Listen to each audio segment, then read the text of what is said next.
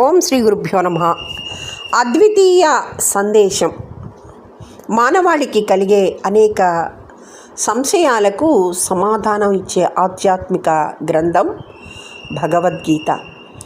భగవంతుడైన కృష్ణుడి ముఖారవిందం నుంచి వెలువడిన జ్ఞానామృతమైన భగవద్గీత మనుషులకు జీవన గీతగా మారి కర్తవ్యాన్ని ఉపదేశిస్తోంది. మనిషికి జీవితంలో అడుగడుగున భయాలే ఎదురవుతుంటాయి. అడుగు తీసి అడుగు వేస్తే ఏమవుతుందోనని మనిషి భయపడుతుంటాడు. ఏదైనా పనిని ప్రారంభించే ముందు భయం వెంటాడుతుంది. ప్రారంభించిన తర్వాత తుది వరకు నిర్విఘ్నంగా కొనసాగుతుందో లేదోనన్న భయం పీడిస్తుంది. గమ్యాన్ని చేరుకున్న తర్వాత పరిణామ ఫలం ఎలా ఉంటుందోనన్న వెరపు వెంటాడుతుంది. ఇలా అనుక్షణం భయాల మధ్య బతుకు గడిపే మనిషికి మృత్యువు అంటే పెను భయం. ఏ ఆపద రాకుండా ఉండాలని అనుక్షణం మనిషి కోరుకుంటాడు. మరణం తొందరగా రాకూడదని ప్రార్థిస్తాడు. చిరకాలం జీవించాలని ఆశపడతాడు. ఇలా మనిషి ఆశపడడంలో తప్పు లేదు. మరణ విషయంలో మనిషికి ధైర్యాన్ని కలిగించేందుకు భగవద్గీత ఎన్నో విషయాలని బోధించింది. వాటిలో 2 శ్లోకాలు మాత్రం మనిషి మంత్రాలుగా కనిపిస్తాయి. వాటిలో మొదటి శ్లోకంలో కృష్ణుడు, అర్జున, నీవు చేయబోతున్న యుద్ధంలో నీవు చంపేవాడివని, శత్రుపక్షం వారు చావుకు గురయ్యేవాళ్ళు అని నీవు అనుకుంటున్నావు.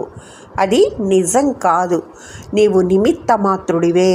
మరణం వారికి ఇంతకు ముందే నిశ్చితమై ఉన్నది. పుట్టిన ప్రతి ప్రాణికి చావు తథ్యం. చచ్చిన ప్రతి ప్రాణికి మళ్ళీ పుట్టుక అనివార్యం. కనుక జనం లేదు. యుద్ధం చేయడమే నీ ధర్మం అంటాడు. ఈ మాటల్లో లోకంలోని ప్రాణుల మరణాలకు ఎవరూ కారణం కాదని, అది సహజంగా జరిగే పరిణామమేనని తెలిసినప్పుడు మనిషికి చింత, దుఃఖం దూరమవుతాయి.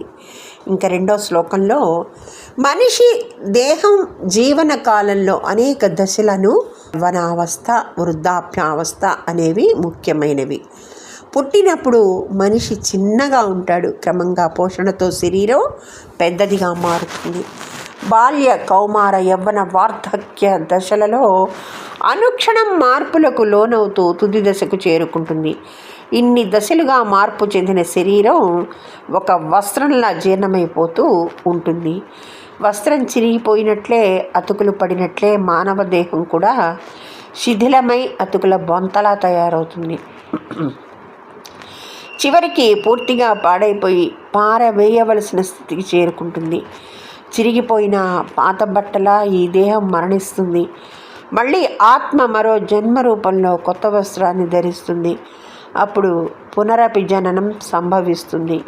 ఇలా ఆత్మను కప్పి ఉంచే వస్త్రం లాంటిది దేహం. కనుక దేహం శాశ్వతం కాదు, ఆత్మ శాశ్వతం. ఎన్ని దేహాలు మరణించినా ఆత్మ మరో దేహం అనే వస్త్రాన్ని తొడుక్కుని నూతన జన్మను పొందుతుంది అనే విషయాన్ని కృష్ణుడు అర్జునుడికి తేట తెల్లం చేశాడు.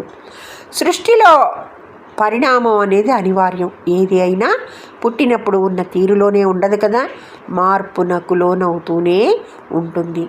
అదే జీవన సత్యం. మనిషి ఈ సత్యాన్ని తెలుసుకుంటే తాను శాశ్వతం కాదని, తన ఉనికి పరిమిత కాలమేనని తృప్తి పడతాడు. మరణ భయానికి దూరమవుతాడు.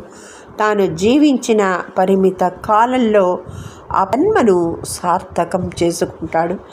ఇదే భగవద్గీత పరమార్థం. ఓం శ్రీకృష్ణార్పణమస్తు. సర్వం.